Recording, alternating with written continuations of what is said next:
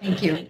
It's a pleasure to be here today. I know we're in all different time zones. It's 11 a.m., 11:30 a.m. where I am. I'm sure we have people from other time zones, and thank you for attending the workshop. I decided to go pick an area that doesn't really have a lot of background and where I think needs where we need more quantitative analysis routinely incorporated in surgical planning. We're all, I'm sure many of you are cardiologists and send patients for cardiac surgery routinely, and I wanted to delve deep and also see incorporating where we can use Tomtec applications in order to get the quantitative analysis. I have grant support to study cardiac MRI perfusion. That is not relevant, and I also have a speaker's agreement with Tomtec. So the objectives of this talk will be to review basic as well as advanced echocardiography in surgical planning, primarily focusing on the advanced part of it, but we will review some basic imaging characteristics as well.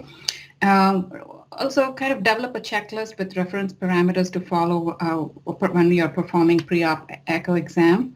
For this purpose of the talk, we'll be focusing primarily on mitral regurgitation from a surgical point of view.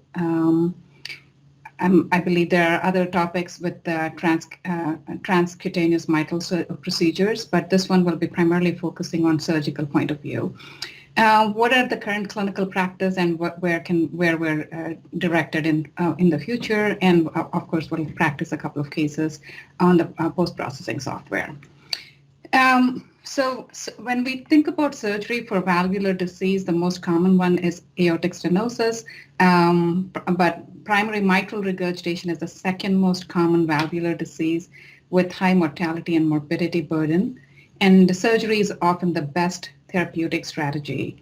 And it is essential that high quality preoperative echocardiogram is performed. This ensures appropriate surgical candidate selections. It's important in order to avoid postoperative complications. And again, it's also important to have a very strong communication and collaboration between the cardiologists and the surgeons in the setting of primary mitral regurgitation. Now let's review some anatomy.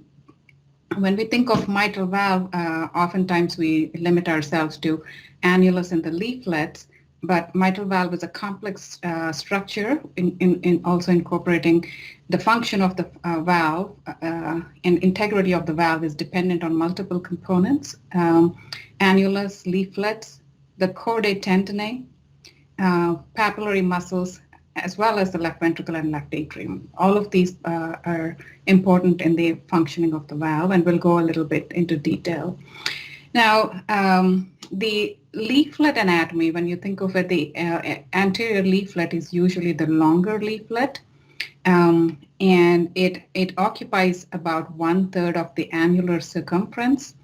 The normal length is suggested between 18 to 24 millimeter. The posterior leaflet is shorter in length. It's shorter, around 11 to 14 millimeters, and occupies much longer circumference, about 2/3 of the annular circumference. The coaptation zone where the leaflets meet is at least 5 millimeters in height, where the contact point happens in a normal competent valve. The mitral annulus, interesting structure, often times were not well understood, but increasingly important, especially with all the transcatheter interventions and the newer procedures that we're doing. It's becoming important for the cardiologist to get a much better detailed assessment, understanding of the structure as well.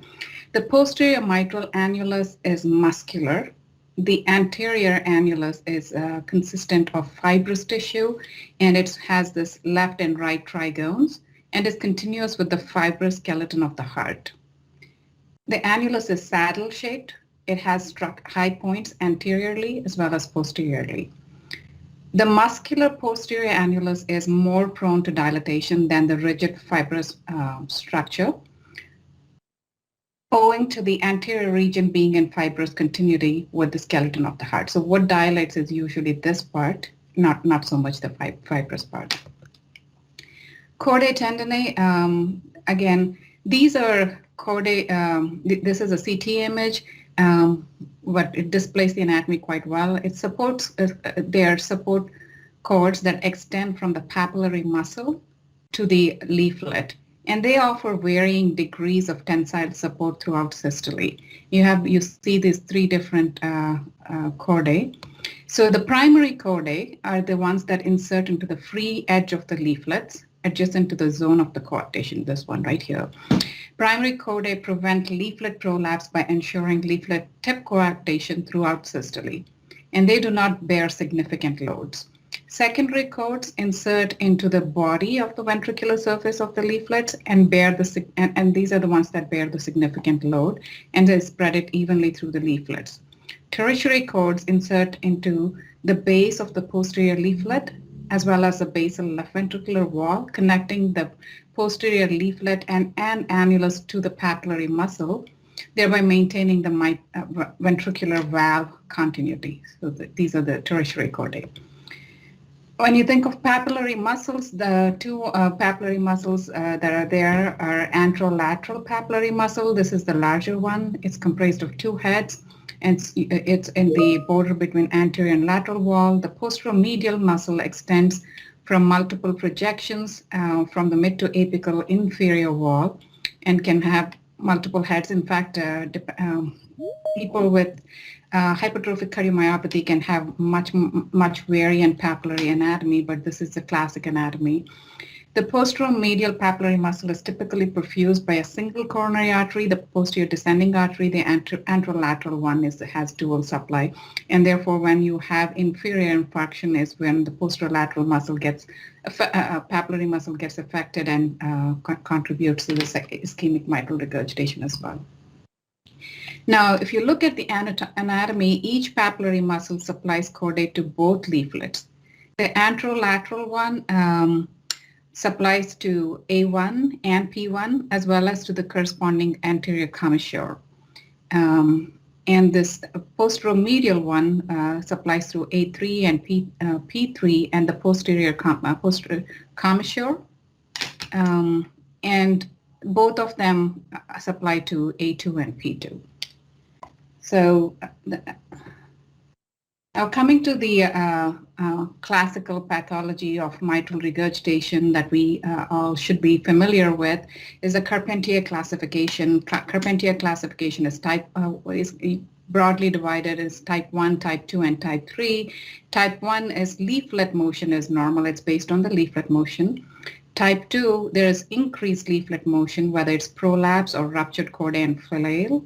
And type 3 is restricted leaflet motion. And the restricted leaflet motion can be symmetric and happening in both systole and diastole, which is generally the case with rheumatic disease or radiation thickening disease or calcific degeneration causing the thickening. And the type 3B is a variant where you only have restricted leaflet motion during systole, and that typically happens in ischemic mitral regurgitation. This is the same thing we just discussed, and but another classification to also remember, primary is when the pathology is within the mitral valve apparatus. So the leaflet issue, either whether it's prolapse or a perforation, cleft, or thickening from rheumatic disease, it's a primary issue is in the leaflet, and secondary is when the pathology is not leaflet but either ventricle, which can be either non-ischemic or ischemic cardiomyopathy, or the atria.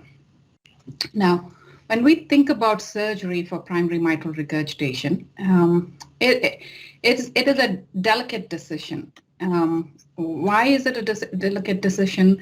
Because oftentimes we are trying to, if a severe mitral regurgitation patient with primary MR comes in and has symptoms or signs, then it's a easier decision. But oftentimes they may just come in with LV impairment. It is still a class 1 indication for surgical intervention and can improve their mortality, long-term mortality. And so it is important to pick up these patients early, as there are multiple studies that show that when repair is done early, before the onset of left ventricular impairment by by an expert surgical center, the surgical outcomes have shown to potentially restore normal life expectancy. So we're talking about doing surgery in someone who may not have significant symptoms, so it can be a delicate decision. So it has to be important that you're actually offering a repair and not causing more pathology. So therefore, the timing of intervention prior to deterioration of the LV function, where the balance of surgical risk and likelihood of durable valve repair. And this is important, the point being the durable valve repair is the preferred option, since it preserves ventricular function and also carries a lower long-term risk of complications when compared to mitral valve replacement. So cannot be emphasized more that it has to be a repairable valve, and there's a lot of pressure on the surgeons to be able to actually have a high degree of success for repair. And this is the guidelines currently, severe mitral regurgitation based on echo criteria. And currently we don't technically need 3D imaging, but once you have severe mitral regurgitation, you have symptoms, regardless of what the LV function is, then it's a mitral valve surgery is indicated. Now, when you don't have symptoms, you're looking at if there is LV systolic dysfunction, and this is defined as ejection fraction less than 60%, and the cutoff is different for mitral valve disease because we expect when you have severe mitral regurgitation for the LV function to actually increase, and any reduction less than 60% is considered dysfunction, and an end systolic dimension more than 40 millimeters. So these are the current guidelines, but as you can imagine, much of this is derived from data when there was no 3D imaging. And can we do better is I think, the question that we should ask when we are picking up candidates in terms of timing of repair, as well as when you're serially monitoring patients in terms of assessing the ejection fraction and the chamber dimensions. So if you have severe MR, but you have normal left ventricular systolic function and preserved ejection fraction, there's still a role for mitral valve repair. That is, if the expected surgical mortality is less than 1% with greater than 95% likelihood of successful and durable repair without residual MR. So that's important, that the surgeon has to be very confident. That means he has to have detailed information to make the decision. And if that is not the case, then you serially follow these patients to look at progressive increase in LV size or decrease in LV function. So again, important to have accurate and reliable quantitative measures when you're picking these patients. So we just reviewed this. I won't go into it again. Valve complexity does matter in mitral valve prolapse. So the likelihood of repair decreases as valve lesion complexity increases. A surgical repair has demonstrated good long-term durability with straightforward lesions, which is like isolated P2 prolapse. When you have increasingly complex lesions, it requires greater surgical expertise and may be less durable. And this typically happens when you have a P1 or P3 involvement, or it's an isolated anterior leaflet prolapse, or when commissures are involved, or there's bileaflet disease. The presence of extensive leaflet or annular calcification may preclude a surgical repair. So extension of annular calcification into the basal LV myocardium increases the surgical complexity, and it should be described within the report. Now, one of the most common reasons for having primary mitral regurgitation is Barlow's disease or myxomatous mitral valve prolapse, where there's an excessive myxomatous leaflet tissue. There's also associated annular dilatation, thickened leaflets. In this case, you're seeing posterior P2 prolapse here, but can occur with bileaflet prolapse and chordal lengthening. But there's a continuum, there's a pathoanatomic continuum of the primary mitral regurgitation. In its very early stages, it may just be fibroelastic deficiency.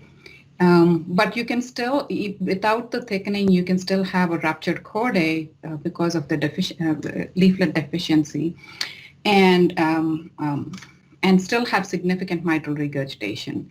And this is next degree and then form fruits, and a full-on Barlow's disease where there's severe bileaflet prolapse with excessive redundant tissue.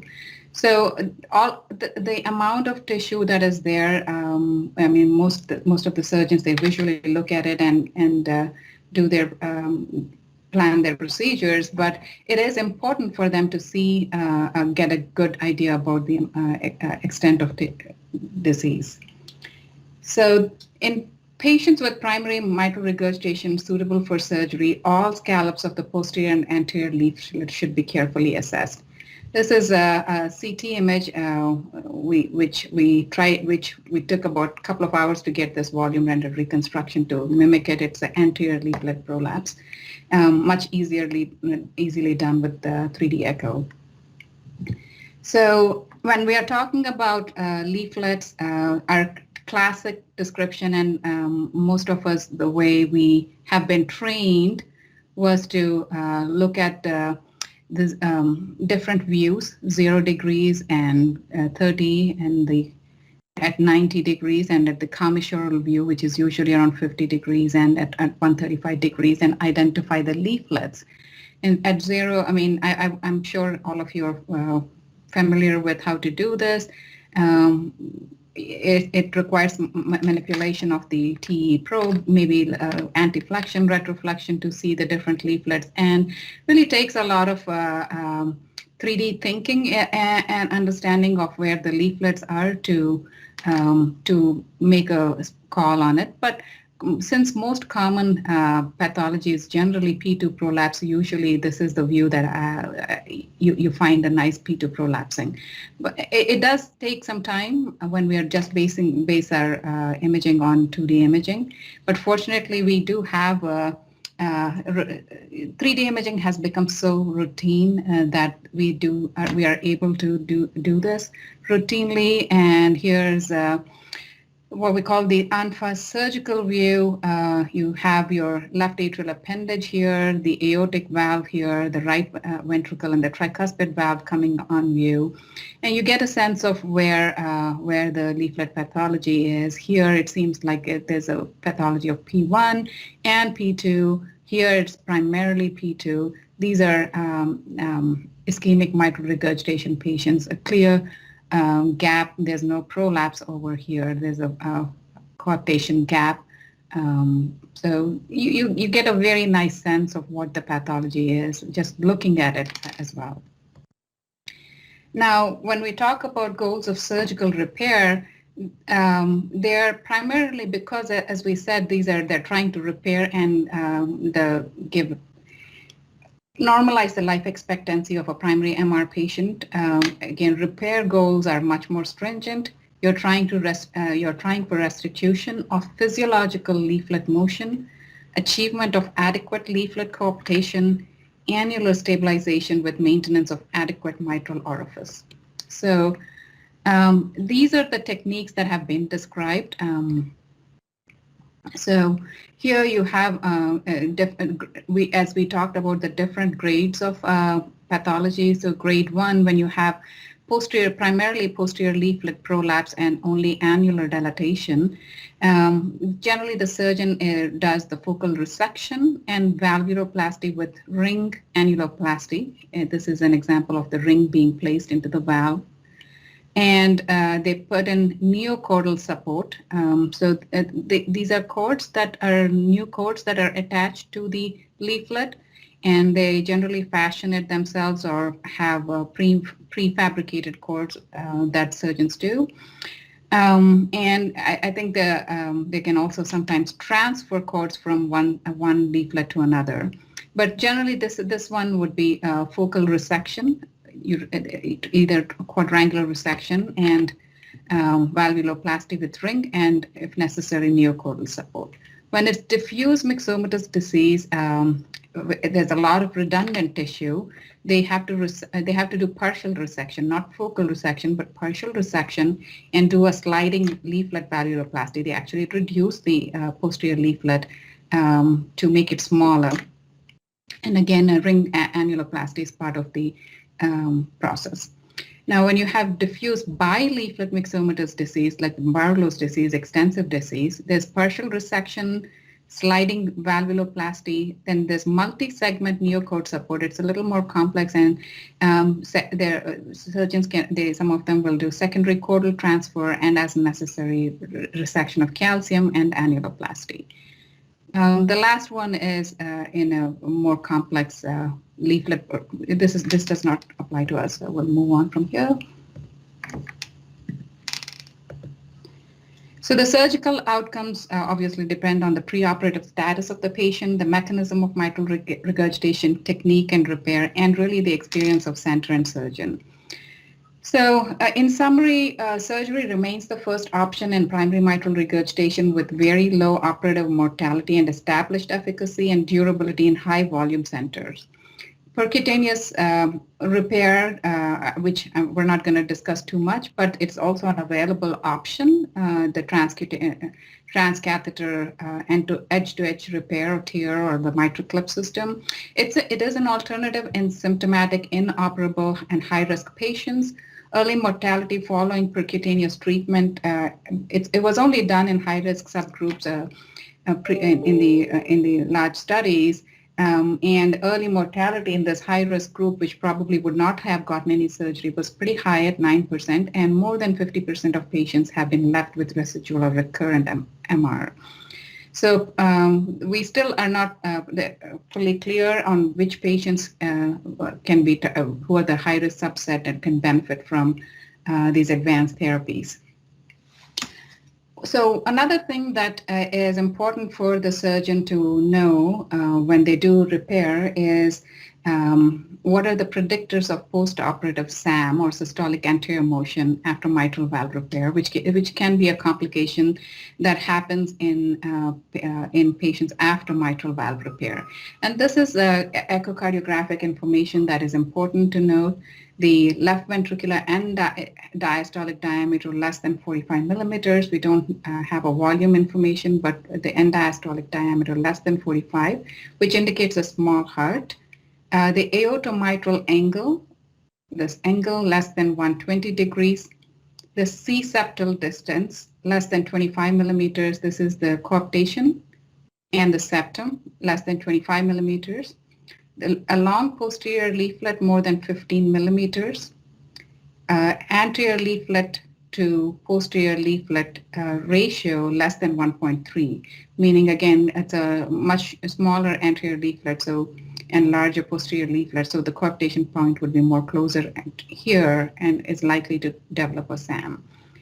A2 height differential more than 5 millimeters, small hyperkinetic left ventricle, and anterior displacement of papillary muscle. So why is this information important to recognize ahead? Because the techniques that the surgeon might have to do will differ once we recognize that there may be potential for SAM.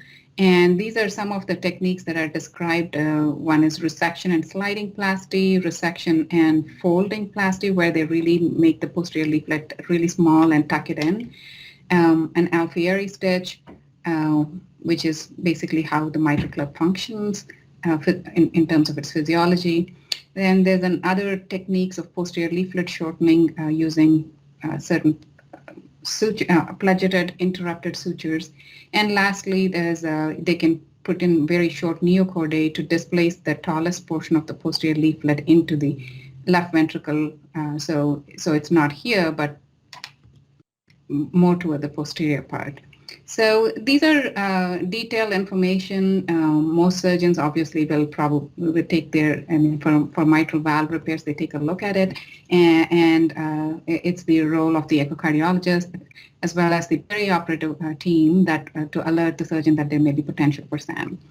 There are other techniques that are described where in certain cases you might not need any resection and only a ring is possible. Now, do we need to know all of this detailed information? I think what is also it's important to recognize that we are now limited for a common condition for treatment to very specialized centers relying on expert care. But in order for any procedure to become really helpful for a large number of people, it needs to be more simple to use, and perhaps echo may have a role in directing and picking up the patients before in terms of identifying the right patients at right time. This is something that we haven't really. There are no large studies in terms of serially monitoring patients and picking and approaching them from that perspective. And I think there's a potential for doing more precision medicine, basically personalized approach to patient care. Now, so with that said, let's go into like how do we do the measurements. So for now, the guidelines all describe 2D measurements, and I think there's opportunity for automated 3D measurements as we move along forward. But for now, the guidelines prescribe doing measurements in 2D. The annulus measurements is recommended to be done in parasternal long axis view, and it can be this one's done in mid systole, but recommendation is end systole or end diastole. But being consistent is important. Again, visualization of mitral leaflets. Again, the guidelines all recommend based on 2D measurements, which is widely available everywhere. Looking at A1, A2, how to if you move your probe more laterally, you identify the A1P1 in the short axis, and more towards the right ventricle, you can identify A3P3. Again, these are the same, similar to TE. I won't go into detail, but with the advent of biplane imaging, one can also get more dedicated leaflet imaging based on 2D views as well.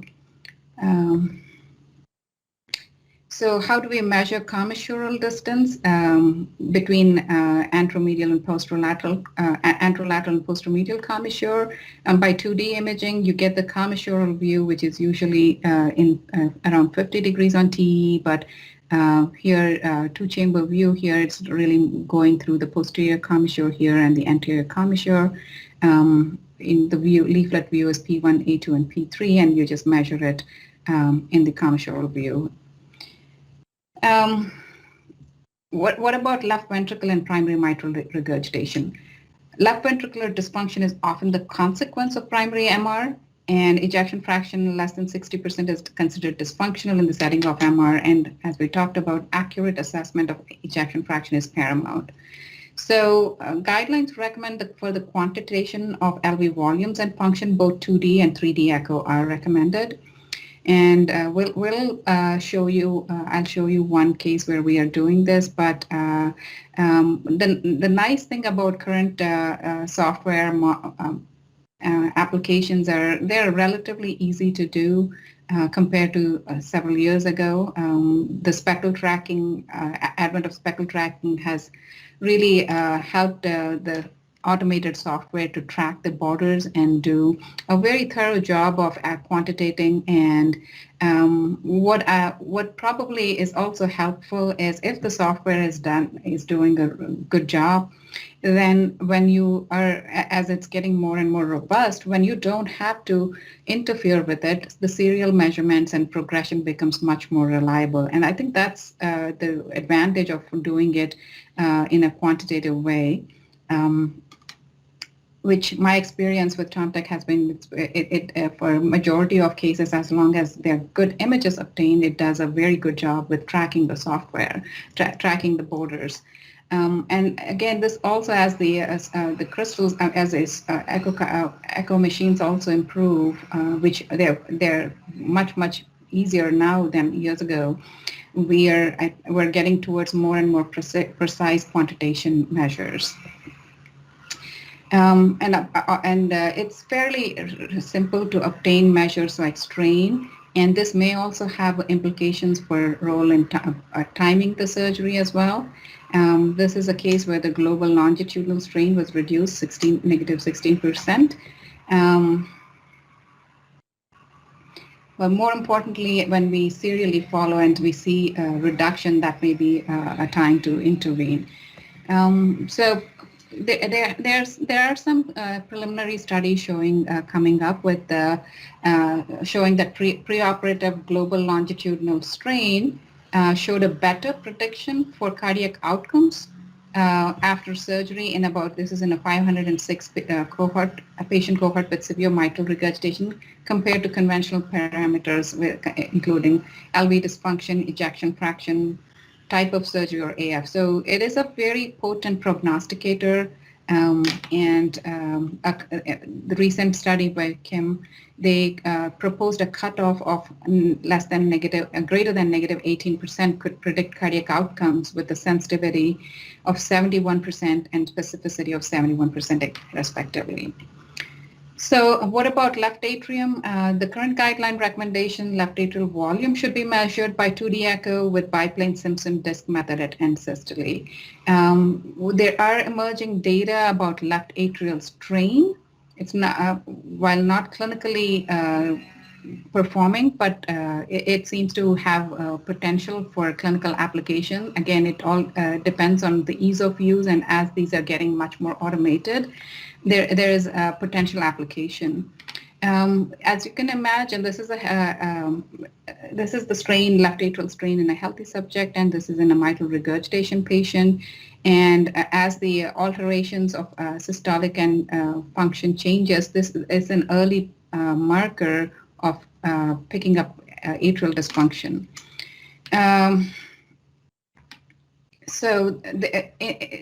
Not to go into too much detail here, but the strain markers, you can get the reservoir strain, that is filling, conduit strain as the left atrium is emptying, and then contractile strain. And there are small studies showing that reduction in reservoir strain are associated with poor cardiovascular survival and increased likelihood of atrial fibrillation following a surgery. So this is something that we may want to keep an eye on and see where developments will happen. In the most recent guidelines, echo guidelines from British Society of Echo, they recommended a reservoir strain less than 29%, or a total left atrial emptying fraction less than 51% could be used to identify patients who might require early surgical intervention. So something to keep our eyes on. I'm not going to go into detail.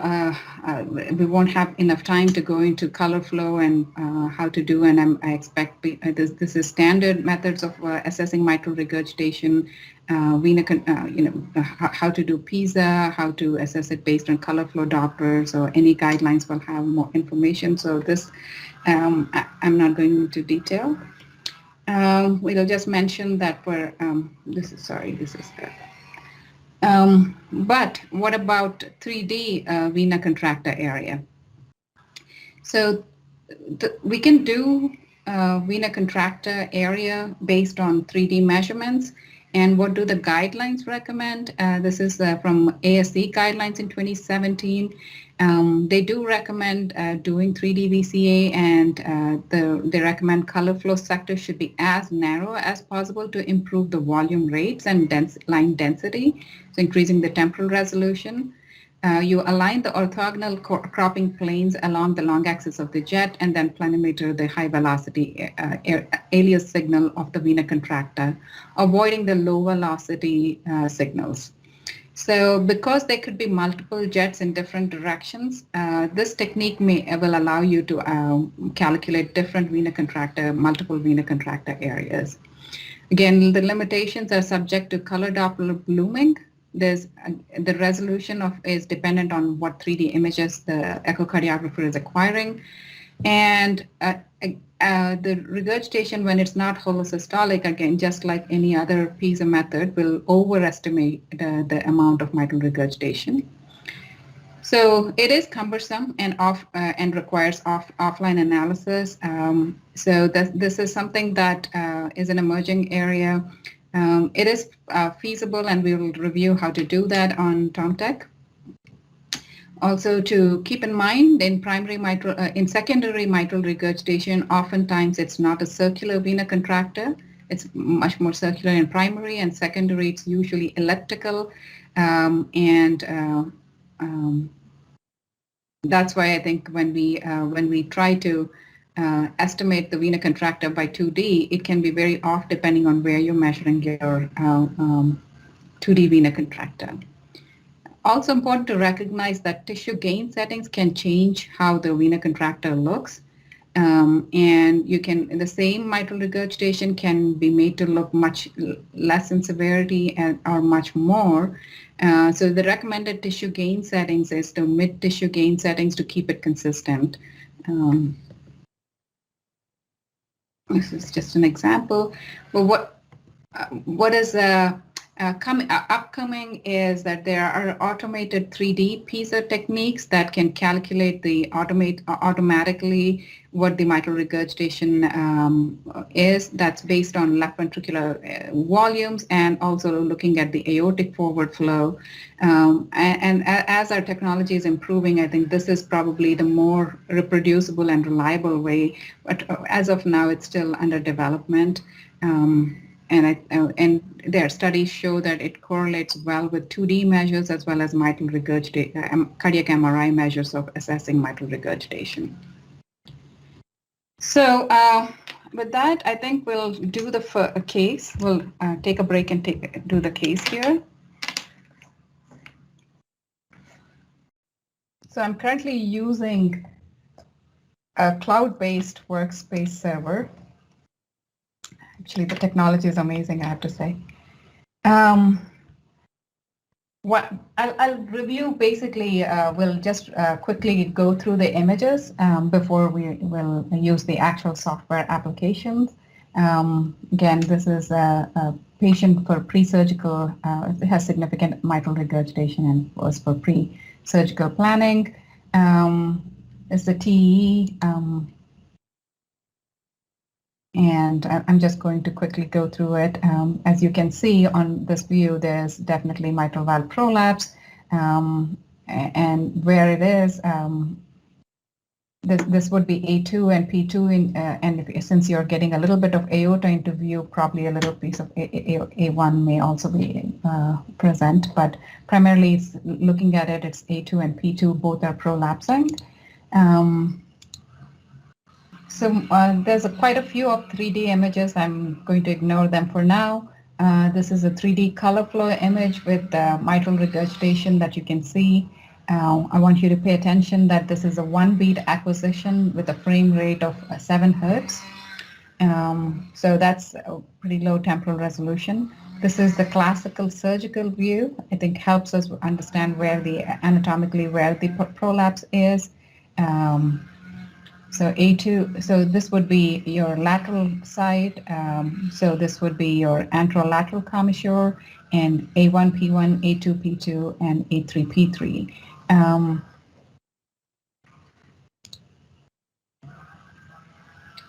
More images. So we can get very fancy and try all sorts of visualization tools on the. This was done on a Philips machine with the X82T probe, which has the TrueView software, which can give you like really amazing views. But we're going to actually go and do the analysis here. So one thing here, if you look at this, this is not a holosystolic mitral regurgitation. This is partial. The regurgitation is happening from mid to late systole. That's pretty classic for mitral valve prolapse. Also, the same thing can be seen on an M mode color Doppler here.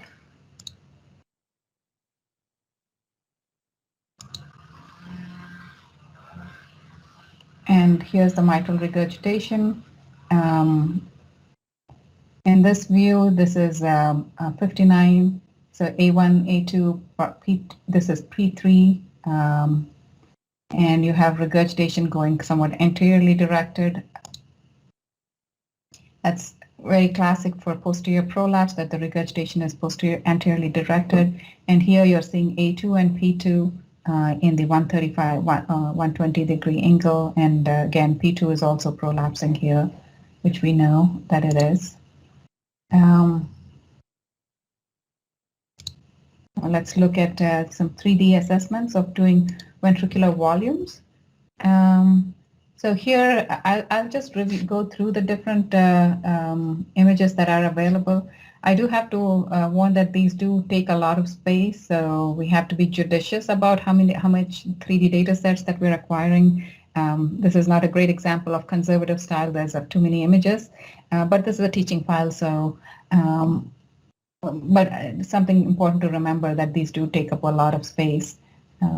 So I use different kinds of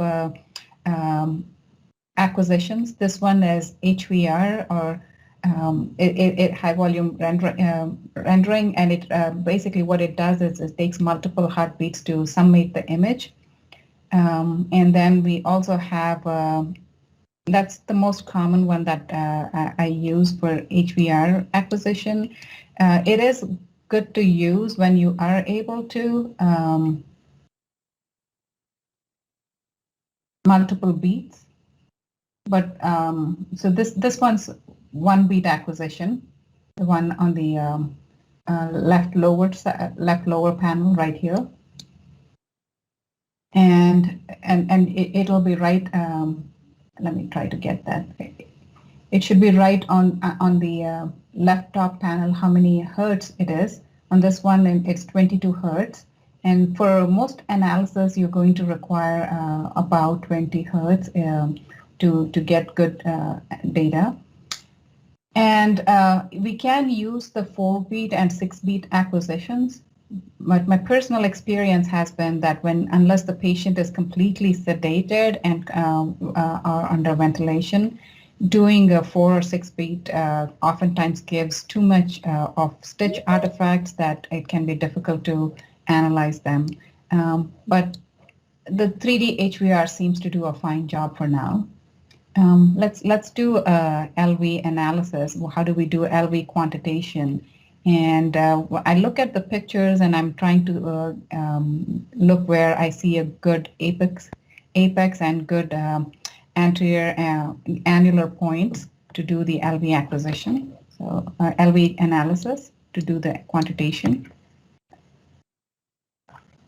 And I'm going to pick this one. So I right click on this and then go to fold. There are several tools available. This is on the Tomtec company workstation, so there's a lot more tools available than I have at my work. But the one that I use for left ventricular function analysis is a very handy one, and we'll assess that. We'll freeze that there, and the instructions are right here. I'm going to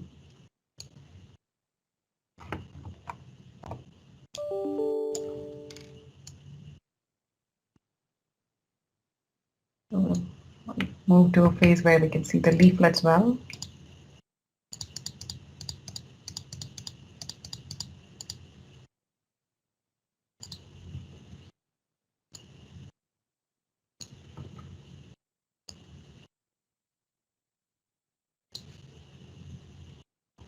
So trying to match these planes to the format that is here. So right now, the aortic valve is not in the right alignment here. So the aortic valve that the software wants me to do is to point this direction, but right now it's pointing in this direction, to this direction. So I'm going to have to move that. And that should be an easy fix to do. As I move this plane here, And I have my aortic valve located on the aortic valve. So this is on the aortic valve here. You can see it right here. And now you have your 3-chamber view here, 2-chamber, and the 4-chamber.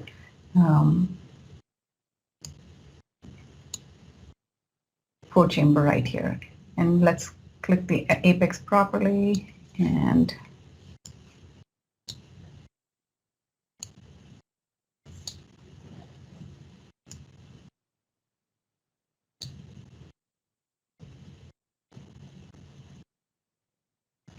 that looks reasonable.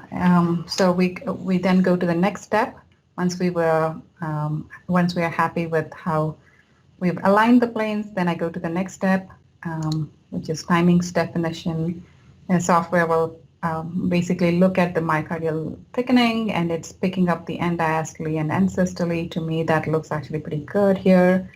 I've not really found many times that I needed to change this. It does a pretty good job at picking the end diastolic and end systolic frames here. So once that's done, then we go to the next step, which is left ventricular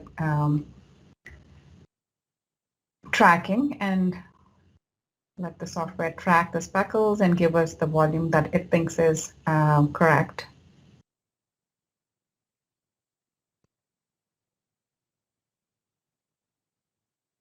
So here, if I don't do anything and I just watch it, it's giving me, is this tracking adequate? Perhaps I could do minor tweaks.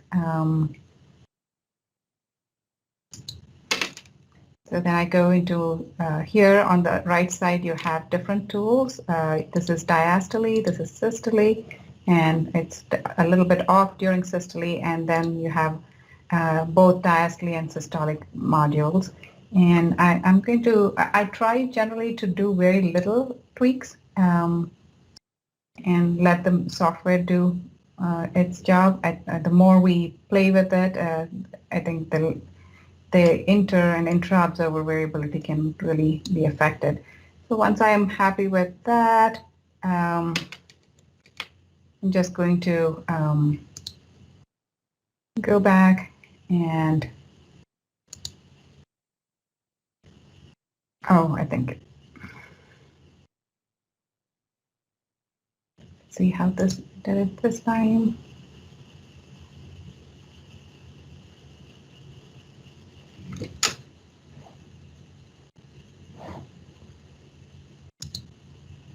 You can look at the butyl without the software soft tissue imposed. So if we are happy with the way it did it, and generally this seems to be a decent tracking, then I can go into the next mode, analysis mode.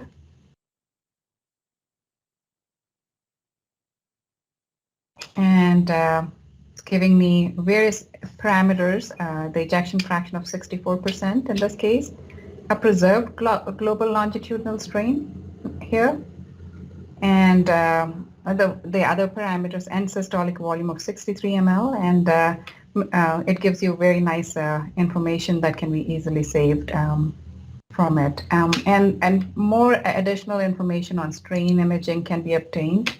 That's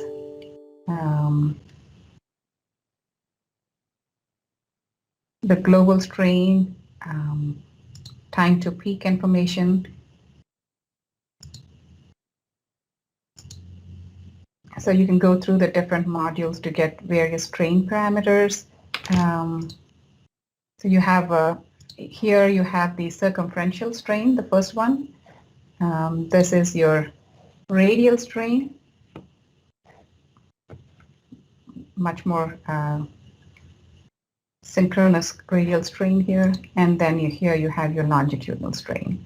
So many of these measures, I think the most valid, clinically we have most information is on the global longitudinal strain, but for research purposes there's plenty of information that can be exported and analyzed if need be. So let's go back now to, we have now quantitative volumes of left ventricle, ejection fraction, and global longitudinal strain that we were able to generate in a few clicks. Again, the key being having nice raw data, if you have good 2D 3D acquisitions, this becomes much more easier. And we'll also try to now do the RV function now on this case, because again, I have a reasonable RV acquisition here, and I'm going to try the RV as well. So again, I right click and I go into 4D RV function analysis. Okay, I have to tell the software that this is not a transthoracic echo, it's a TEE, so I'll tell that. And once I do that, usually all the next steps, they're pretty easy to follow. It wants me to, the first one, it wants me to put the mitral valve. Let me go to a phase where I can see things better.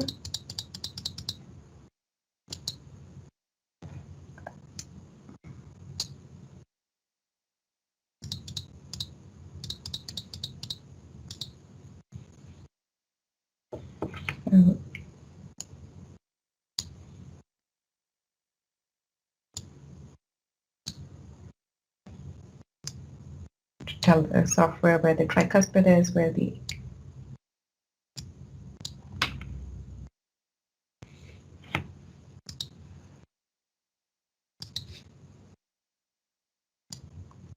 LV apex is somewhat here, right there.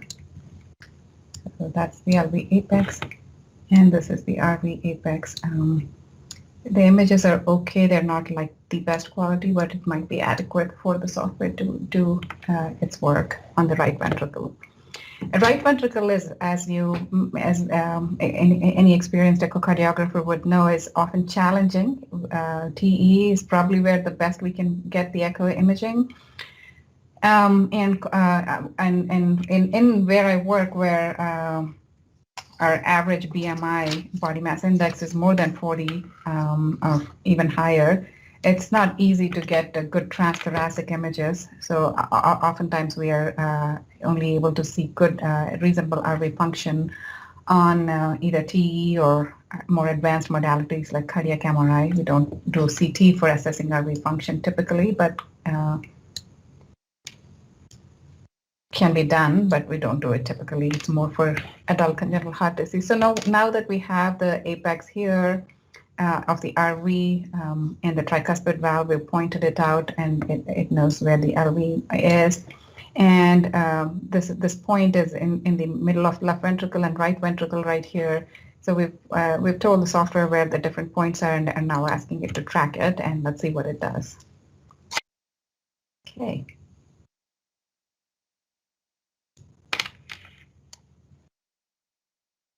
So if you look at it, it actually did a fairly decent job picking the tricuspid annular points. These are pulmonic valve points. And again, I would not change much on this. It looks like it's tracking. You can look at the software. It does a pretty good job tracking it.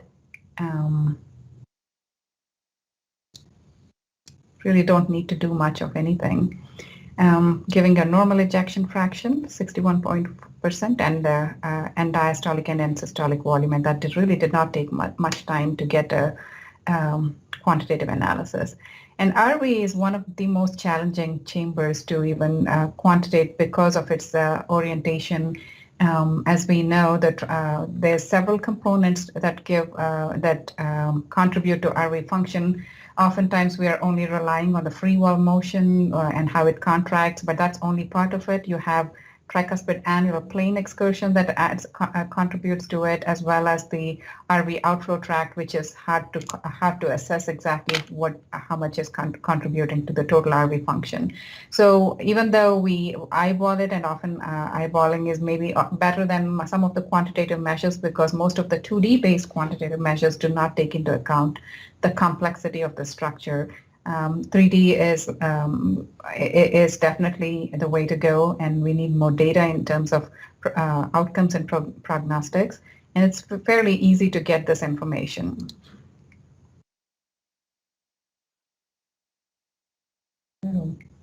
That's your right ventricular information. it should give me TAPSE. I'm not sure why it doesn't give it me here, but it also calculates the tricuspid and annular plane systolic excursion. And you have a longitudinal strain from the septum and from the free wall measurement. So that's right ventricle. And we'll also review how to do the mitral valve plane model on this case. I believe I've already done one. For the sake of time, I might just pull up the one that I had if it lets me pull up. Yep.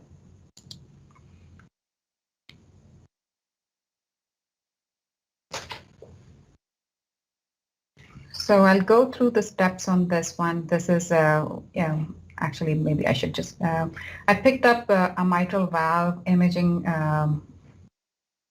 Let me go back to that case here. I believe this is the one that I picked for the mitral valve analysis here, this 3D zoom model.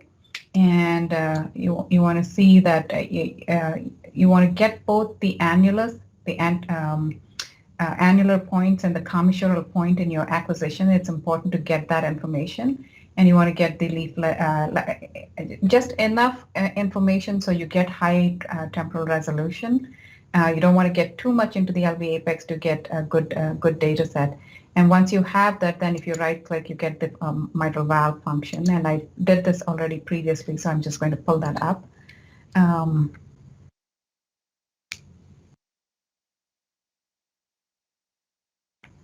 we'll just review the steps of how to do this. So once it's going to tell us exactly what needs to be done. The model is pretty, with clear instructions. So in the first step, it asks you is to just confirm our end diastolic points and end systolic point and the reference plane. And the reference plane is the plane that I took mid-systolic, where the leaflet prolapse is at its maximum, because that's what it's basing its model on. Then it asks me to identify the left atrium and the left ventricle in both the views, and so that such that the aorta is on this direction. That aligns the images as 4-chamber, 2-chamber, and the 3-chamber view here. You can then you move the coaptation point where you see it. Then aortic valve annular attachment points. This is the most important one that it needs is this point where the mitral leaflet touches the aortic valve at the annular insertion. And if we are able to identify the right-sided annular insertion, that's well and good. Even if it doesn't, it still does a pretty good job with tracking the software. Then you tell the software where the mitral annular points are on 4 and 2-chamber views, the 1, 2, and 3, and 4. Those are pretty simple steps, and then you go to the next step, which is the static model review. The static model is, again, it gives you several options to visualize, but more importantly, we are following the steps right here.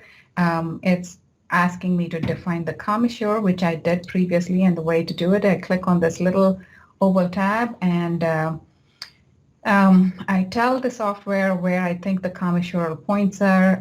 This one's a very complex pathology case, as you can see, with the prolapse. So I told the software that this is where the annular point, the commissure is, and I can move it or move it back to the same place where it was, and then where I think this is the posterior medial commissure, and here is some anterolateral, and I can move that there. I can look at the software. I can look at the tissue, and I can make the tissue less prominent. So when we are looking at the trigonal points, which I have to thank my surgeons to describe this, they have, they suggest that this is something that is much more visual, and you can feel it than for us to identify it on images. But typically, wherever your commissure point is, that's where your trigone is going to be.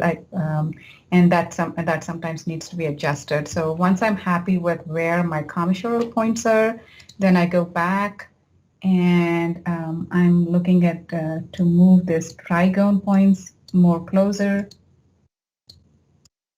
I think this is because I already did it previously, it won't let me do, but and here you can just move the trigonal points and really look at if you agree with where so the trigones are right here, as we saw in the first pictures of where the fibrous skeleton would be. This is one trigone and probably this one is the other trigone. And this is your aortic valve. So you have your model, the static model built. And the next step would be to look at the commissural points, annular points. And the way to, we quickly review this by turning this pink view line, and then if I'm looking at the annular points that the machine has tracked, and as long as I'm happy with those, then I leave that alone. And so I move the annulus points based on this view here. And then I use the yellow line to look at the coaptation points and leaflet points. And here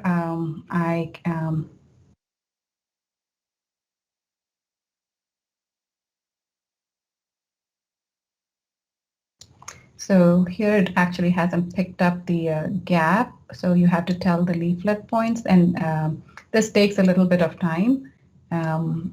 I would say it's probably not something that you would do on every patient, but when it takes a little bit of time to create this leaflet tracking. Let's see how long it takes.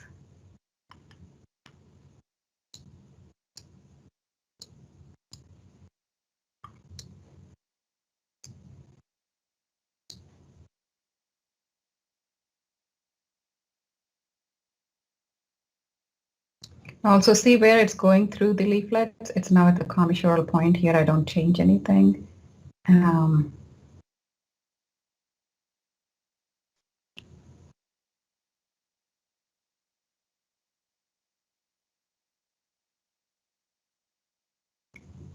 Did a pretty reasonable job tracking the leaflets.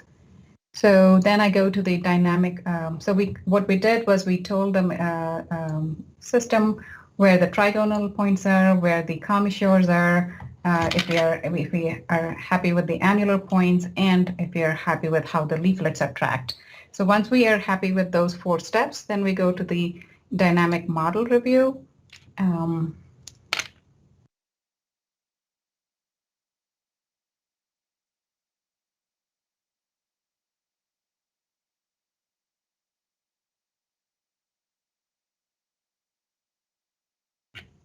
And analysis. Once you're happy with that, then we go to analysis. It's probably in a prolapse patient, is probably one of the most complex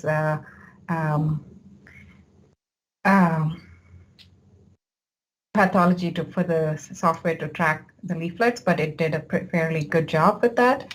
And then you can look at the leaflets in different modes. So this is without the valve plane. And then I put back the valve.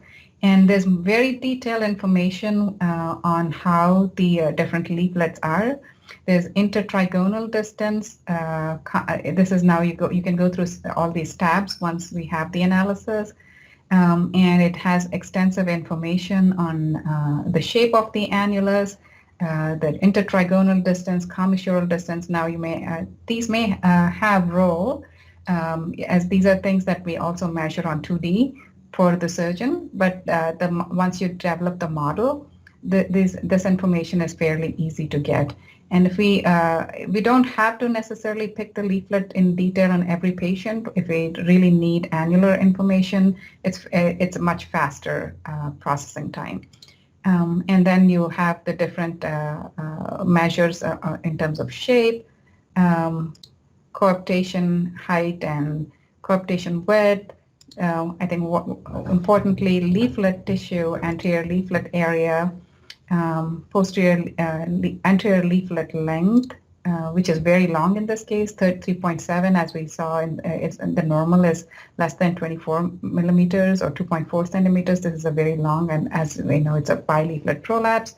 Posterior leaflet is 2.3. This is also long. Both of these two things are long in this case. Fairly quickly you can get all of this information. This, I would say, is more for there's potential. We're not routinely using it right now, but this is something that can be used. Sorry, let me go back to that.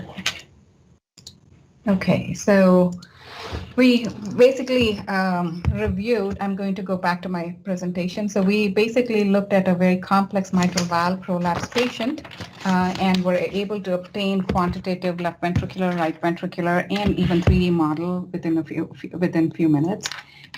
So as more and more automation happens, it's going to get faster, but this is fair. This is how much time it took for us to do this. So this patient underwent valvuloplasty by our surgeons, and they did it via robotic-assisted approach, and it was a bileaflet repair. There was P3 resection with ipsilateral posterior caudal transfer, P2 triangular resection with caudal transfer, and anterior leaflet caudal release to A1, A2, A3 with a remodeling band. It's a very beautiful result. The ideal result one aims for is like 2/3 of anterior leaflet and 1/3 of posterior leaflet, and this is a very nice result on this patient. So move on to the next topic, surgical planning for ischemic mitral regurgitation. So more common, again, pretty challenging regurgitation, and not necessarily more common, is ischemic mitral regurgitation, which oftentimes is because of basal inferior akinesis and posterior displacement of the posterior medial papillary muscle, which results in the tethered chordae. The chordae become very taut and pull down the mitral apparatus, causing a significant tenting of the valve. So instead of this leaflet, that a normal healthy leaflet, you're going to see this tented leaflets with the tethered chordae and stretched out annulus. So this ends up causing, and particularly because the tethering of the posterior leaflet is significant, generally happens in posterior infarctions, you end up getting posteriorly directed mitral regurgitation, as this leaflet doesn't move forward. So in terms of surgical management for secondary mitral regurgitation, it's one of the very controversial areas. And if you ask a few people, you'll get like 5 people, you'll get 15 answers at this point. It's one of the most controversial areas as to what's the best way to manage a patient. And it really depends also on the center and the experience and the expertise that the surgeon might have. Now, what the current practice is generally the mitral repair for secondary MR is performed concomitantly when there's a bypass surgery going on, and they usually undersize. It's called undersized annuloplasty with a rigid ring to restore leaflet coaptation and valve competence. And again, careful selection of patients is important. Generally, most commonly it's done in the setting of a concomitant CABG, but there are situations where an isolated secondary MR may be picked up by a surgeon, and these are some of the concepts that are present in the surgical literature. And there's how do you pathoanatomically classify secondary mitral regurgitation. Again, this basically it's not just the severity of MR. We're talking about actual anatomical classification. So we're talking about annular dilatation being actually part of the classification. Annular dilatation, ejection fraction, and leaflet tethering. These are the components for making this classification. So annular dilatation, mild to moderate, would be 3 to 4 centimeters, and so that would make it a grade 1. again, we're not talking about regurgitant volume and severity, but a different surgical pathoanatomic classification. So if you have a mild degree of annular dilatation, ejection fraction more than 45%, and mild degrees of leaflet tethering, that would put you under grade 1 sort of pathoanatomic classification compared to class 4, where you have severe annular dilatation more than 5 centimeters, and you have ejection fraction 25 or through 35%, or less than in severe less than 25% with presence of infrabasal dysfunction, and there's severe tethering. So there's grades of secondary MR based on pathoanatomical classification can be different, which really is talking about the feasibility of surgical repair and response to it. That's what this classification is doing. And the conversations in the surgical literature is that if you identify this valve and the ventricle as grade 1, there may be a benefit of mitral valve repair in the setting of CABG, meaning a rigid annuloplasty.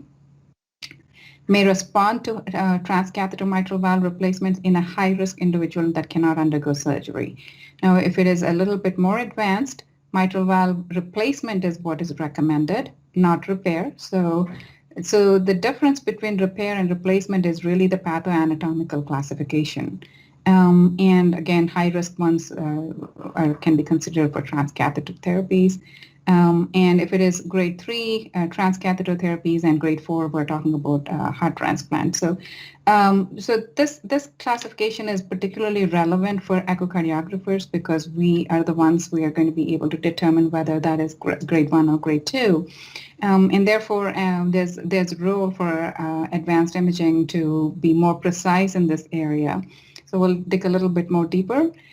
So what are the concerns for undersized ring annuloplasty? The persistence and recurrence rate of moderate to severe ischemic mitral regurgitation is quite high, up to 30% after 6 months. So there's a high degree, of recurrence rate. So that's most surgeons don't like to see that after repair. And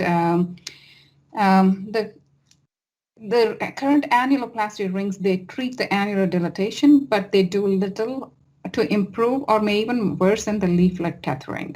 So that underlying cause is not responsive to repairs, or so then that's the situation where you might have to consider replacement. And again, iatrogenic mitral stenosis has been reported on occasion with this undersized annuloplasty. So the limited repair durability and the significant high recurrence rate is the reason why probably there's not much survival benefit shown with annuloplasty in most of the secondary MR studies, meaning we're not picking the right patients. Selecting the right patients is probably key in terms of knowing which of these patients will actually benefit from a surgical intervention.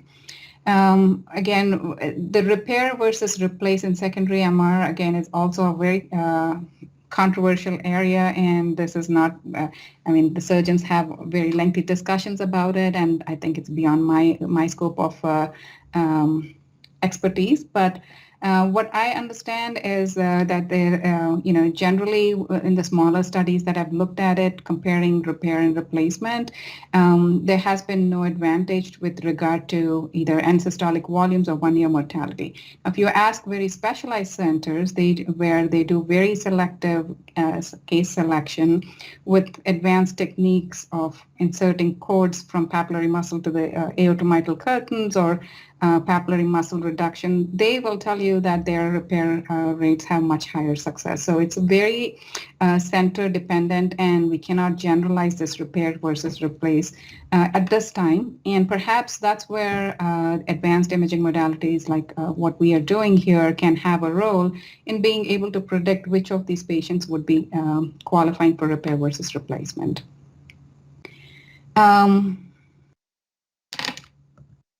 So again, I'm not going to go into details about transcatheter edge-to-edge repair, but that's much more commonly being done these days in the secondary MR patients, and so we kind of have to understand when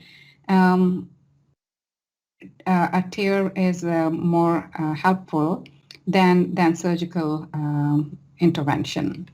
Currently, with the most current data, it's obviously it's a transcatheter technique, so much less risky for the patient. The question is it efficient, and are the results durable enough? So currently, the mortality that was reported after a tear was 3% at 30 days and 17% at 1 year. So complications are 1 to 2% in the most recent Access EU registry. So can we compare transcatheter valve replacement versus surgery in secondary MR? There's no large studies, and in fact, it's very difficult to compare them because the patients that are being selected are really high risk for surgery. So we'll obviously go to TEAR. So there is a study, there are some studies looking at it, but we don't really have a data as to which one's better for secondary MR if TEAR is going to help more than surgery in the correct, carefully selected patients. So our current consensus is that medical therapy is the first paramount in secondary MR, including cardiac resynchronization therapy. The role of surgery remains controversial, particularly when concomitant revascularization is not an option.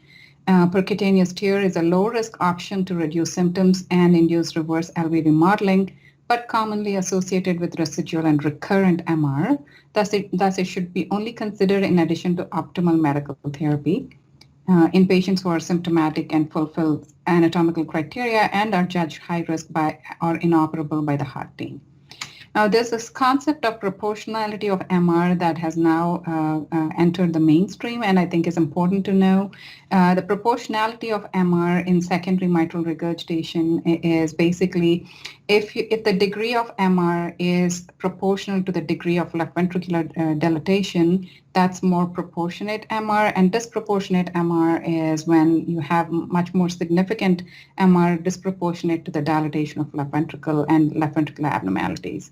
So, so you have very severe reduction in EF, severe dilatation, and severe MR that's proportionate, and disproportionate will have a lot more MR and a lot less less severe impairment. So how do and there's emerging evidence that this disproportionate MR patients are the ones that might benefit from transcatheter therapies, and proportionate MR would may not necessarily benefit, and you might have medical therapy. And the same applies to surgical interventions as well. In terms of proportionality of MR, this is the index proposed, the effective regurgitant orifice area by left ventricular end diastolic volume ratio of 0.14. If it is more than that, that could be considered for more aggressive interventional therapies. And that's something is a newer concept that I think we should be familiar with. So again, the biggest issue is working in a very highly specialized valve center. We do consider patients for secondary MR on a case-by-case basis and not for repair or replacement. Again, as I mentioned, this is a although controversial area, in experienced expert centers, repairs and replacements are isolated ones are considered, but usually done in the setting of concomitant CABG. Now, recurrent MR after repair for secondary MR is a big issue. So are there echocardiographic features that will predict who will fail? And there are published data, and all the surgical guidelines will show you the measures. It's primarily dependent on echocardiography to predict which of these patients will benefit from repair versus which of these patients will fail. And these are the measures: the coaptation depth more than 1 centimeter, systolic tenting area more than 2.5 square centimeters, mitral leaflet angle, posterior leaflet angle more than 45, distal leaflet more than 25, a left ventricular end diastolic diameter more than 65, meaning very dilated ventricle, end systolic diameter cutoff of 51 millimeters, and end systolic interpapillary muscle distance more than 20 millimeters, and a systolic sphericity index more than 0.7. The presence of basal inferior dyskinesis or aneurysms can portend poor repair outcomes. This is an interesting study from a German surgeon. published in Annals of Thoracic Surgery, which they used software to assess the geometry of the mitral valve and to see if they can predict the risk of recurrent ischemic mitral regurgitation after annuloplasty. This is an example of a normal annulus, saddle-shaped annulus. And this is the example of annulus with a very deep tenting area. And you can see how it's enlarged and it is deeply tented. This is another situation where there is enlargement of the annulus, but not as deep tenting. And these are the ones that, and these are the patients that did not have recurrent IMR, ischemic MR after ring annuloplasty. So there's proof of concept that this kind of modeling might help pick patients that might benefit from repair or advanced repair techniques. A similar concept to disproportionate MR is also proposed by some surgical groups where it is important to assess the left ventricle to mitral valve ring mismatch, meaning the annular dimension to the end systolic volume dimension is important in what kind of ring is going to fit, and if the ring to the dilated ventricle is expected to have no significant ring mismatch, meaning you are not. Then you can consider repair, but when there's an expected mismatch because of very dilated tethered leaflets, then to consider additional repair techniques, which subvalvular interventions or valve replacement. Again, the point being that there are detailed information from echocardiography that can be helpful for the surgeon to actually determine which kind of techniques he might be able to use.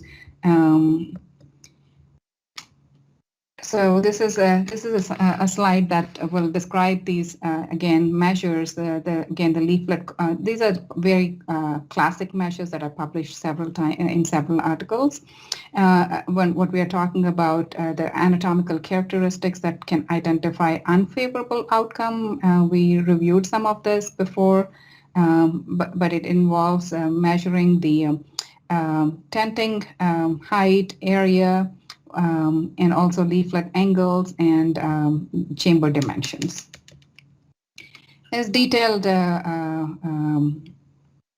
images and guidelines as to how you would do the annular measurements and diastolic measurements, leaflet length generally in the peristernal long axis view or in the 120-degree view. When it's open, that's where you measure the leaflet length, tenting area, coaptation to septal distance, and mitral valve to aortic angle.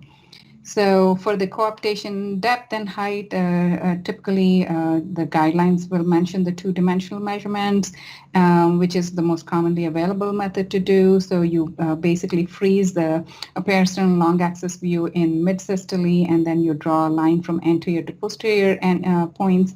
Then you measure the coaptation height perpendicular to the plane of the annular line to the coaptation point.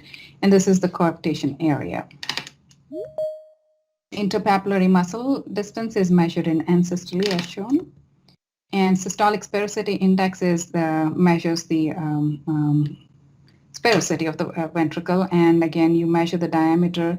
It's measured in peak systole, and it's measured at longest and widest, and a value more than 0.7 indicates adverse remodeling. Now, this is just a CT image to explain how the leaflet angles can be measured. I mean, you can do it also in echo, but basically this one nicely shows how the leaflet angles A3P3, A2P2, and A1P1 are measured. So the leaflet from the annulus is that angle is what is being calculated. So what about 3D regurgitant orifice area? This is something that we didn't go into detail, now it's also called as vena contracta area. That's actually the preferred terminology. Is their role for 3D vena contracta area in measuring it. Again, it still is a little bit of takes more time to get the 3D VCA, but again, there's emerging data to suggest that once you have a VCA, the VCA can also potentially predict significant differences in geometric remodeling. This was a recent study where they looked at patients with recurrent mitral regurgitation. So the predictors for the recurrence were significantly increased mitral valve tethering at baseline, significantly larger values of tenting index and tenting volume, large end diastolic volume, and the vena contracta area was also associated with poor six-month outcome, and a vena contracta area of 0.6 was quoted in this particular study. So I can go and show you another ischemic case. Let's see how I'm going to close this one here.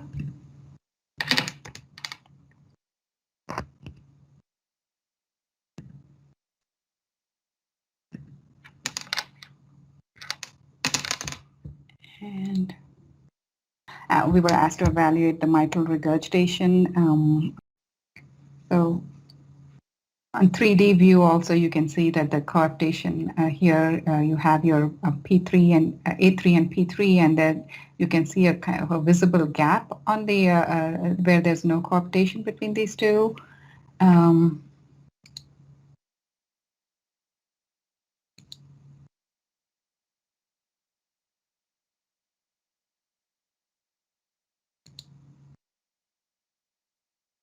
So this 3D color flow, and we'll see how to do the vena contracta area on this images afterwards.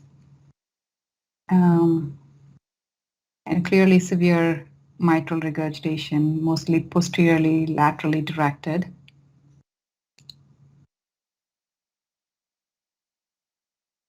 Here it actually is more central in this view. But here it has a slight more posterior inclination. So a regurgitant volume calculated by 2D PISA came out to be 44 milliliters, which is for a secondary MR is pretty much coming to severe mitral regurgitation.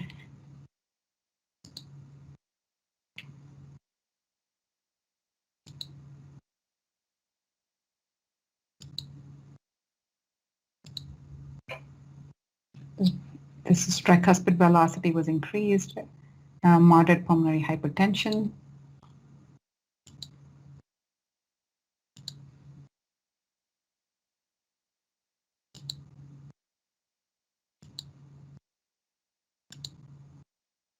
So here are the calculations of the left ventricular quantitative analysis. You can see that it is actually tracking fairly well. And let me blow it up. Your ejection fraction that was calculated here was 46%, which is reduced in the setting of severe mitral regurgitation that would be moderate or even more moderate to severe LV dysfunction. Visually, the ejection fraction is much lower. But in the setting of MR, it does go up as soon as the mitral regurgitation is corrected, the LV function will significantly decrease. So here we did the previous mitral valve modeling, and AP diameter was 4.7 centimeters. And again, posterior leaflet in this case was only 2.7, also long here too. And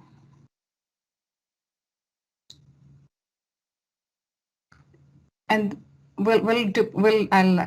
probably show it how to do it, but this is how one of the vena contractors was measured. Again, there's some leaking here, and here's the other one. Even though the color here, if you measure the vena contracta here, it would probably be very high.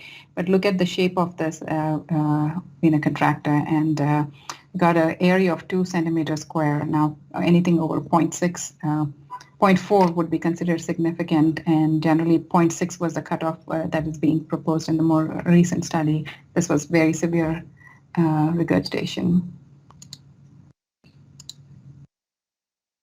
And strain measures.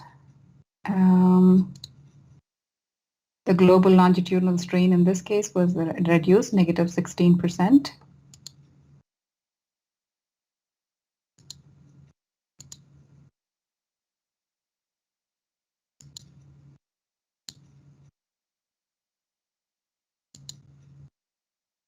And on the model, you can see that the gap also happens mostly in the P3, A3 region after tracking it.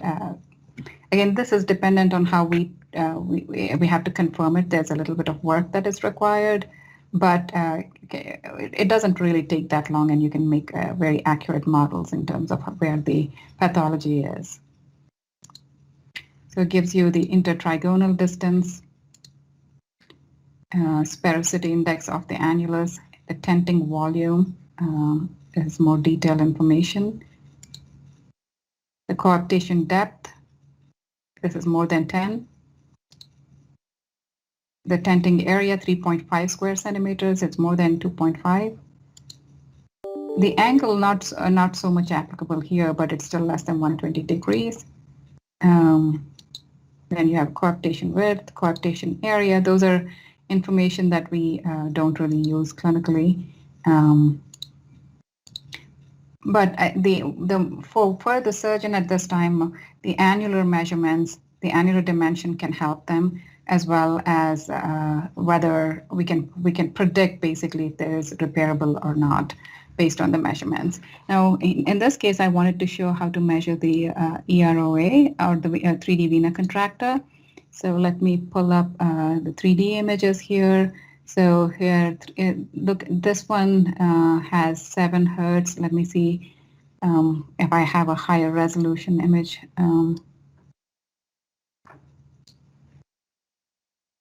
So this is 15 hertz.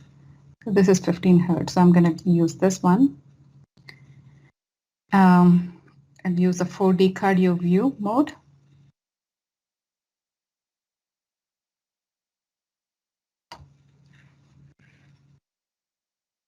Let it load for a second.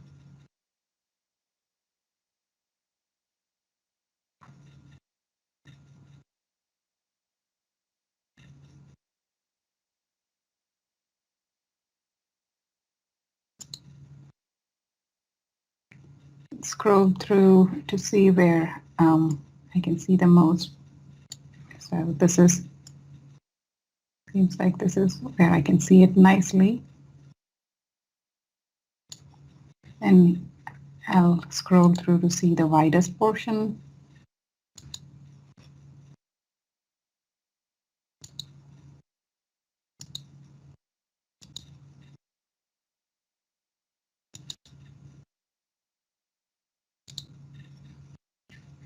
So once you have that, you can adjust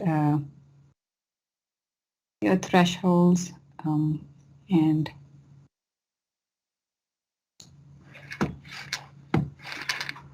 the image parameters can be changed here. Again,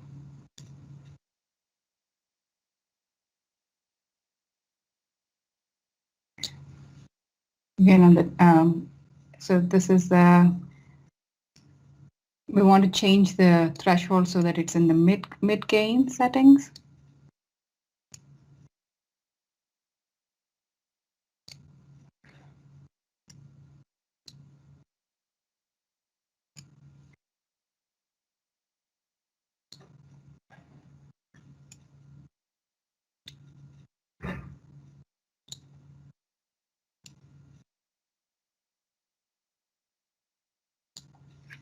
Changing here.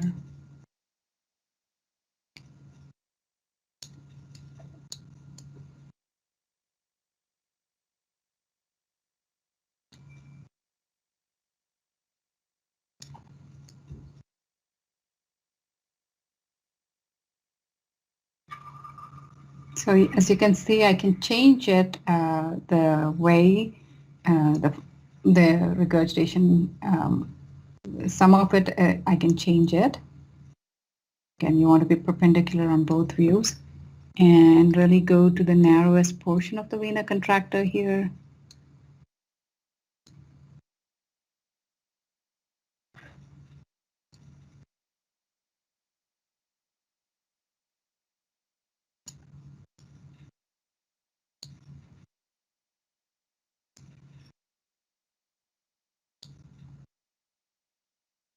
and that's an area that if you, when you want to measure it.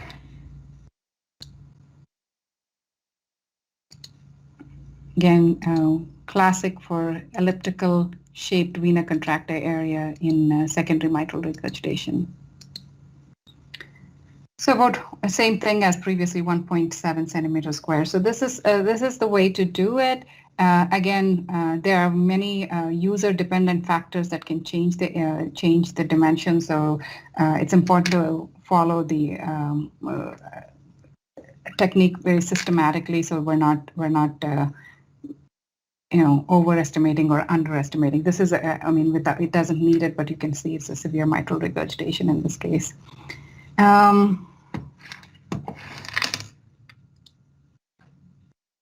I don't need to save this. I'm going to exit out of that. I think I showed you all of the other parts of it. So we'll go back to the presentation here. Are there any questions?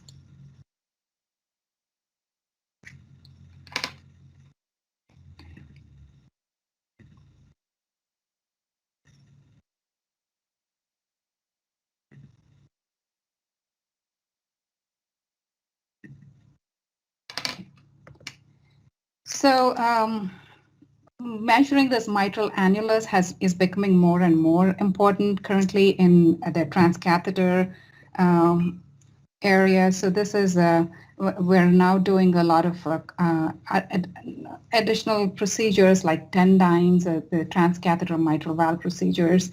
So this requires us to be more meticulous, more from, although these measurements currently are being obtained by CT, the intertrigonal distance and the intercommissural distance and the septal to lateral or the AP diameter.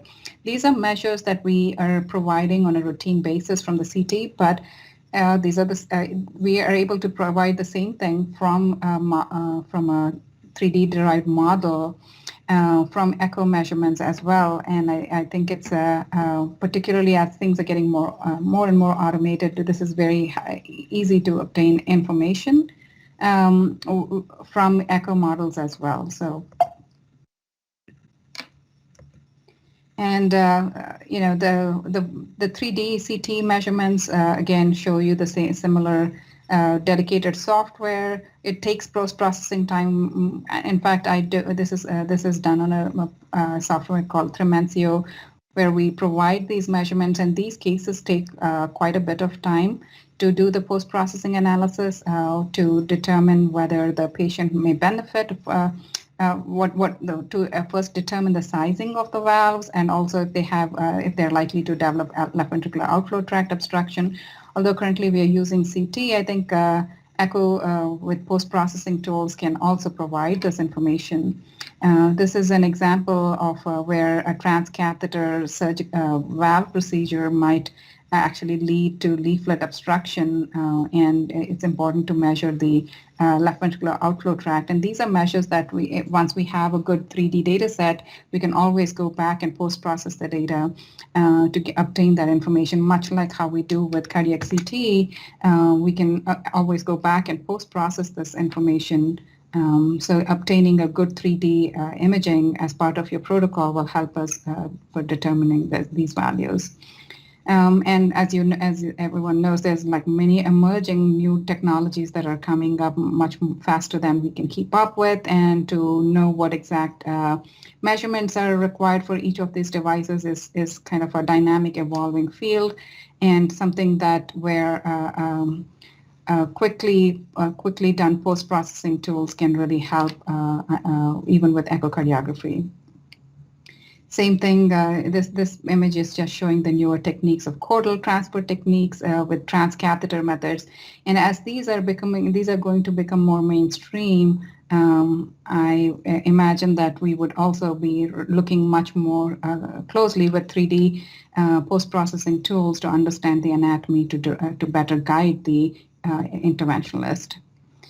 I'm going to show another interesting Oh, so that patient that we did before, because of the unfavorable characteristics with the very large tenting area, and the abnormal angles, and just in general very dilated LV function, the patient ended up getting a mitral valve replacement. She was not deemed a good candidate for surgical repair, and she ended up getting a mitral valve replacement with a complete chordal sparing implantation. Um, So the mitral valve geometry, I mean, this is an emerging area. There's very few studies to understand where the clinical applications are. But again, the field is very rapidly evolving with so many transcatheter therapies. An automated post-processing tool is going to be very helpful in integrating these complexities within selecting the right kind of patients.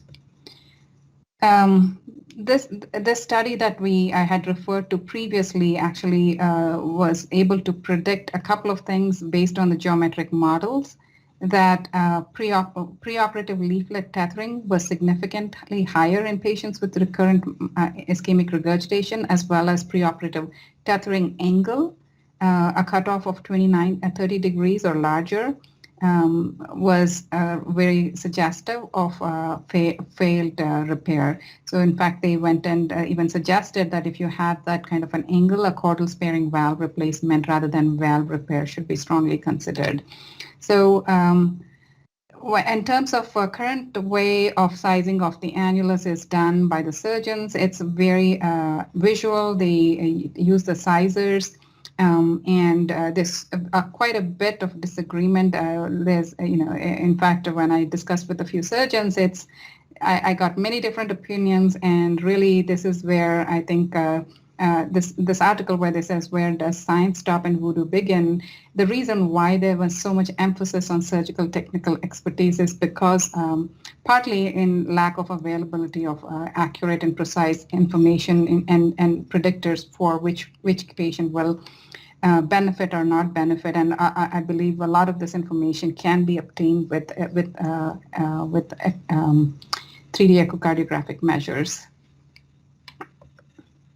So the big questions in ischemic mitral regurgitation remain: can we predict failure of mitral valve repair? And really, there's a more recent review. There is an unbreakable link, and that needs to be further determined. My closing thoughts on mitral valve is that 4D imaging is routinely being incorporated into current clinical practice, not in every center, but definitely in specialized mitral valve centers. But it's being routinely done much more commonly than a few years ago. It's important to recognize that accurate and reproducible quantitative assessment of ventricular size and function is feasible and is relatively fast. And this is really why we do cardiac MRI in clinical management, is because of its ability to do its accurate and reproducible quantitative assessment. And getting good 3D volumes and being able to do post-processing gives us similar information. Of course, we are in the early stages, but you can see that is totally feasible as long as we're routinely getting the information. The quantitation can be done by an echocardiographer or a dedicated image analyst. 4D post-processing by vendor-neutral packages like Tomtec can aid in lab uniformity, and as we saw, the novel 3D technology is able to generate high-quality 3D models. The clinical applications of 3D models in the era of transcatheter interventions and minimally invasive robotic surgery needs to be further determined. Further development of automated risk models based on mitral valve geometry and left ventricular function may be able to better predict patients who will benefit from repair versus replacement versus other transcatheter procedures. It's continued collaboration between key players, that is imagers, interventional implanters, surgeons, and industries needed to develop and refine 3D-based automated risk models. So availability of virtual planning tools, which is currently available on many of the CT softwares that we use, can also help make better decisions in the future. So we're still in the early stages of adapting to all this technology, but I see many developments to be foreseen in this arena. So I'm going to skip this part. I think the mitral stenosis, I'll just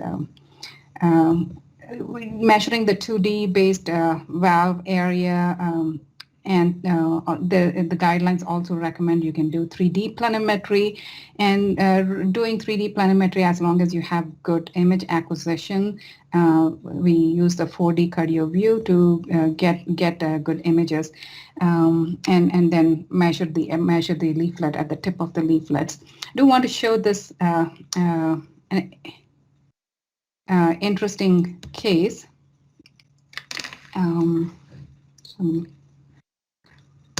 This is a case of tricuspid vegetation or blood cyst. It's a recent patient, young guy with this TE appearance. This is a right ventricular inflow view, tricuspid valve. As you can see, there's a pacemaker lead here, and this round, what looks like a cystic mass. So the patient had some bacteremia, so there was concern that could this be a vegetation, or is it more like a cyst, or is there something attached to the pacemaker lead? So these are the 2D images I'm going to show, and then we'll go to, so if you look at it, this is the cross-sectional view of the tricuspid valve. You can see the shadow of the pacemaker lead right here, and the anterior leaflet right here. Another biplane view from the transgastric views. See that it's underneath the anterior tricuspid leaflet. It's the right atrial pacer lead. Really don't see it much on the port chamber views. So the question was, is this vegetation on the valve or pacer leads? So that was the question that we were wondering, and if 3D can help. And I think this, whether I'll leave it up to you to make the judgment, but I can show what I ended up doing to analyze the 3D data to see if that can help, if that is on the vegetation or the pacemaker lead. So I'm going to show some of the analysis on that.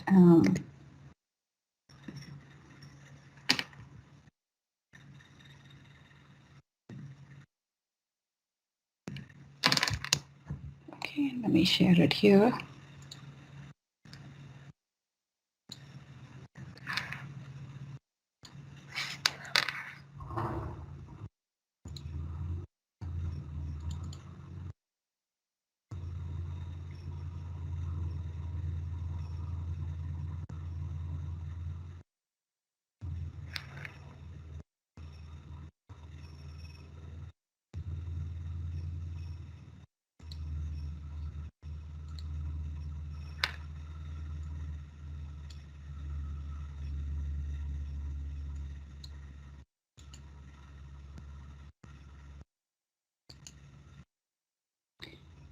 Okay.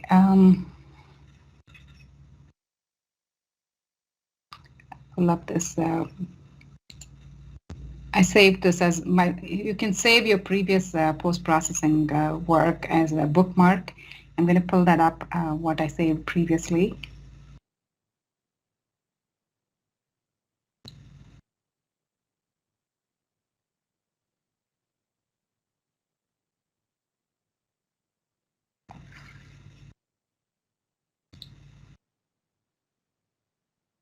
And I'm using the 4D cardio view mode to assess this. What you're seeing here is the right ventricle. The tricuspid valve is right here. This would be a outflow view with the pulmonic valve will be right here.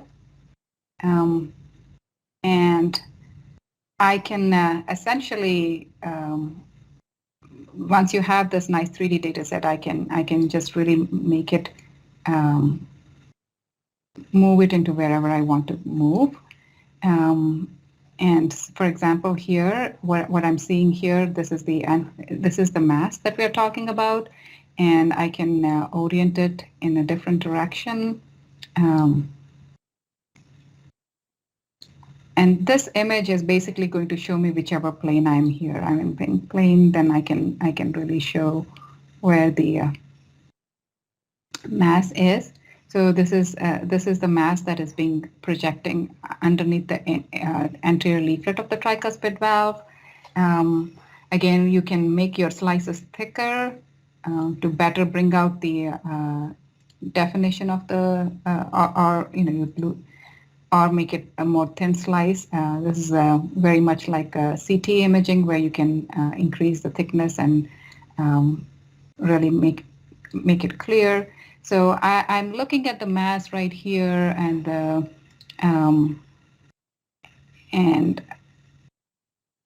so I see that it's actually underneath the anterior leaflet, and I'm not seeing the pacemaker lead in this view. So this thickened tissue, and there's this mass underneath. So let me find where the pacer is, and I can.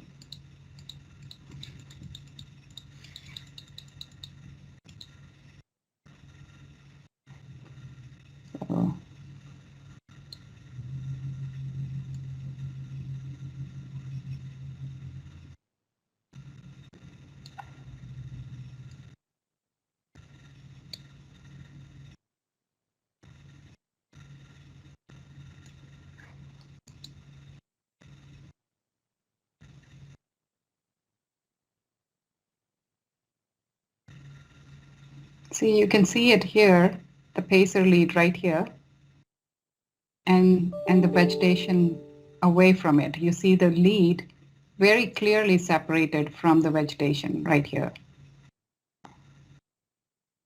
I can make that snap.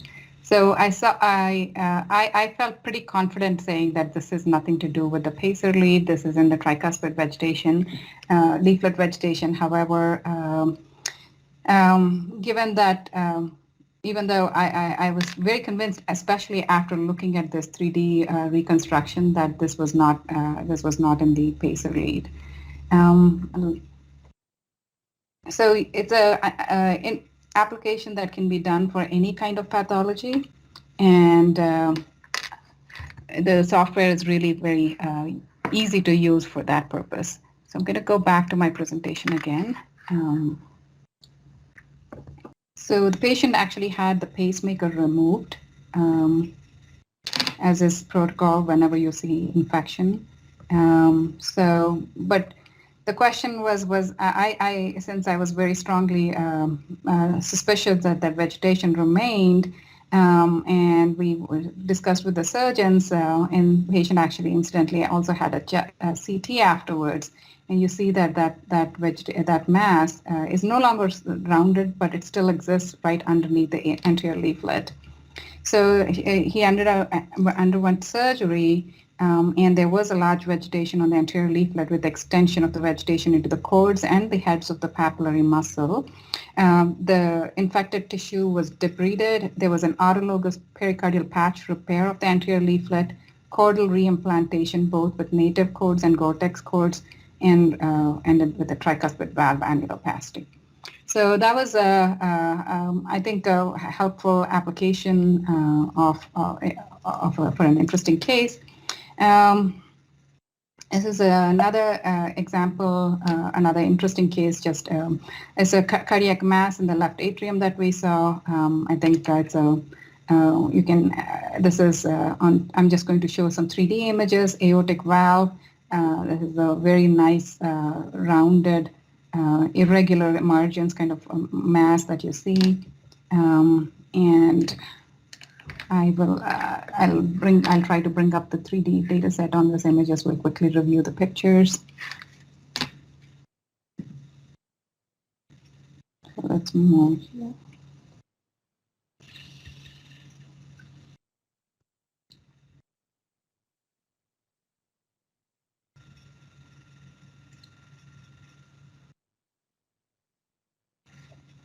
Although there are very nice images on 2D and 3D images, but for post-processing software to get measurements, this is very, very simple to do this. So making measurements, this is just to show how it can be done, and looking at the largest diameter. And the here you can see that it is very close to the aortic valve.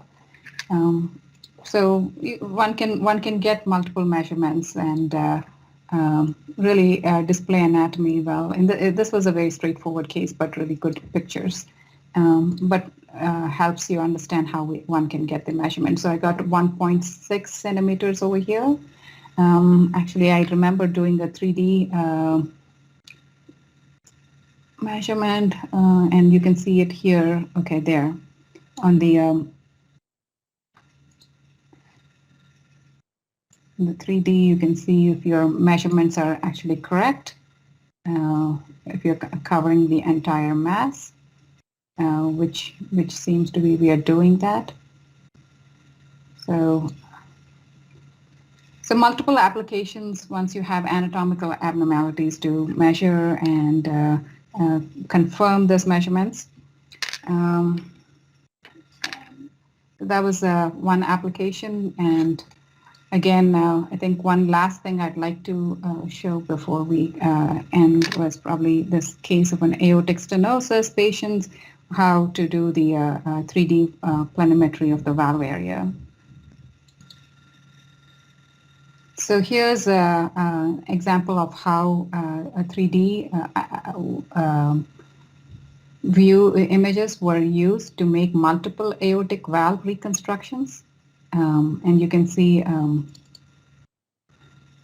that based on where which location you are on, you can have a different valve area. And this is important to know because when we do planimetry, we are basing our planimetry on whichever view that is available. Now, if you look at this image, which is more of a basal slice, versus this image, which is more at the leaflet tips, the valve area that you're going to generate is going to be different. So in terms of, so when you get discrepancy between your continuity method and your planimetry, oftentimes it may be just because of the fact of where you're acquiring the slice. So the 3D should help us get more accurate measurement as we measure it at the tip of the leaflets rather than in whatever available mode. And it's fairly simple to do this, as long as you have a good 3D image. Let's say this one has 18 hertz. I think that, I mean, you can pick 4D cardio view.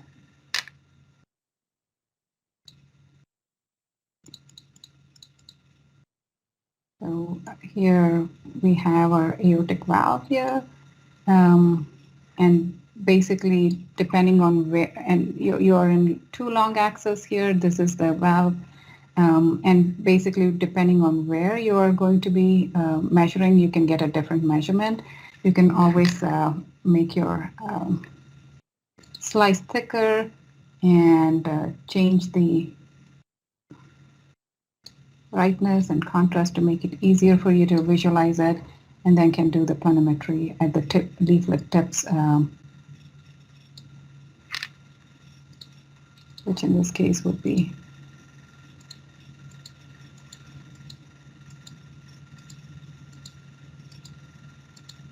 so 1 square centimeter. And another way to doing this quickly is also this, sorry, I have to go back again.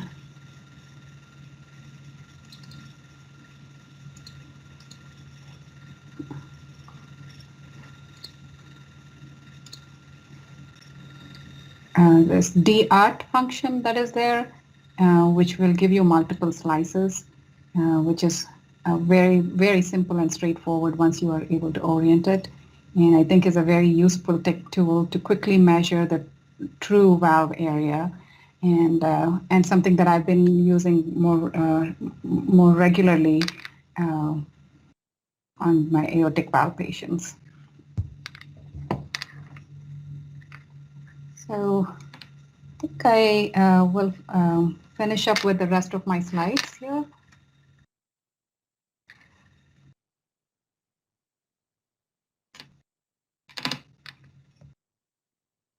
So that was a 1.8 centimeter mass, was excised with the intraatrial septal base.